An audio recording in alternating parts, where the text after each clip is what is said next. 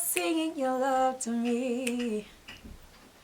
For the rest of my days, I'll ever be listening to your I love you. Hi everyone, we'll be showing you how I detangle my hair with just an oil and a moisturizer. I usually take a bigger section to moisturize. It makes it easier once you get to the rest of that section. The hair is a little bit more dry, not wet though, just damp, because if it's wet, it shrinks way too much unless you are deliberately detangling on wet hair, which is a completely different video. I'll be showing you on how I detangle wet hair, and on that one I use a conditioner. Always best to use a conditioner on very wet hair. Here it's dry hair. I will normally moisturize the ends and then make my way up. I don't use an excessive amount of oil here. And I also don't show you how much of oil I'm actually using. That's because it really depends on how dry your hair is. So it's always best not to tell or dictate how much to use. You will tell depending on how much your hair requires. So there's a lot of emphasis on starting on the ends of your hair with detangling. That's advisable, although I'll say sometimes I don't really adhere to that very strictly. It just depends on how tangled my hair is. So sometimes I can start in the midsection and start separating my strands there, or start at the bottom if it's really, really tangled. I'm not using a comb here. I'm not really into having excessively detangled hair.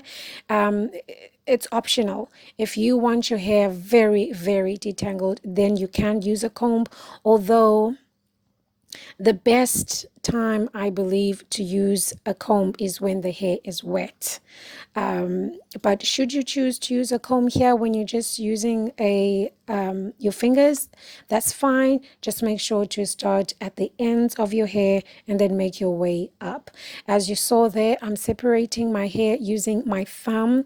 That does take quite some time. So what you'll see that I do mostly is just separate using my two hands rather than going through with my thumb, which does take a bit of time. My hair was tangled there, so I had to be a little bit more gentle. I added extra oil because I could see that area was a little bit more challenging, and then I work my way.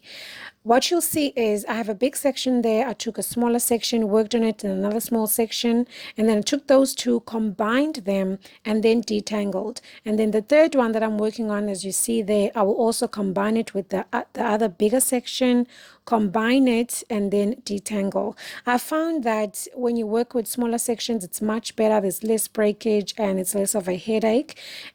But at the same time, once you combine it, somehow you get more tangles. I'm not sure how that works, but as you see there, I'm combining that bigger section, just making sure that it's well detangled. If you're not happy, you feel that there's still more tangles there, then you can start the process again, use a smaller section like I am now, then another one, combine that smaller section, combine it with a bigger section, and then you move on.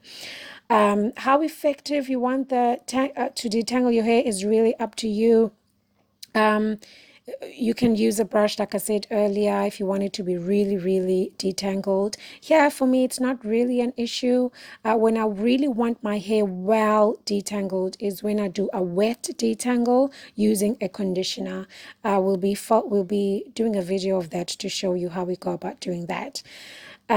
Also, you will notice I wasn't really fussy with regards to the lines of separating the sections that I'm working at. It's not an issue for me. Also, because my hair is tangled, it's very hard to get proper fine lines separating the sections that I'm working with. So it's just always best to just work with the section that I can have, irrespective of how proper the lines are. I make sure that the spray is nicely absorbed onto my strands before I can continue on with the oil. You see those spider webs there? That was very, very detangled. So I spray just I basically squish my hair, for lack of a better word. This is just to make sure that the strands absorb properly. And then There I'm doing it again, holding it again, squishing it, and then continuing. Because sometimes when you put a spray on, a liquid on, it just sits on top of your strands and it doesn't really penetrate your strands well. So that's why I do that, and it assists very much with that. Almost done here. I was very tired. You will see later on in the video. I was having my smoothie. I was so tired. And another thing, after this video, I didn't wash my hair. It was my intention to wash my hair, but I was very tired after that. So I slept with the plastic cap and I put a doek on, or satin cloth if you have one. I had a wool doek, hair doek that I used. Therefore, that also made sure that no oils seep through my covers or my pillow. I didn't use an excessive amount of oil here, so it wasn't really a big issue for me. So with the hair treatment, you have that room to play with. If you have 30 minutes, 1 hour to leave the cap on, you can go ahead with that and then wash your hair. Should something happen, or should you get tired to the point where you don't foresee washing your hair, you can do it the next day. It's fine. And yep, that's it. Be sure to see the next video where I'll be showing you how I detangle wet hair using a conditioner.